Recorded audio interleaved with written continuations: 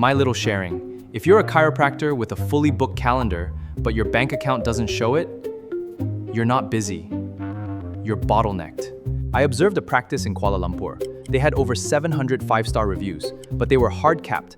The founder spends an hour verbally explaining The business model forces him to be a full-time explainer. Patients retain less than 20% of verbal instructions. That 60-minute lecture? Mostly forgotten. Long health newsletters create broadcast fatigue. They mute the chat. I recommend replacing verbal lectures with this. A simple one-page condition sheet. Patients scan the QR code to access a video vault. This makes compliance go up. Clean up communication. Use WhatsApp for automated appointment reminders. Move all monthly health insights and promotions exclusively to email. What could the result look like? If session time drops from 60 to 30 minutes, that opens up 13 slots every week. A practice could unlock an extra 5,000 to 8,500 RM monthly.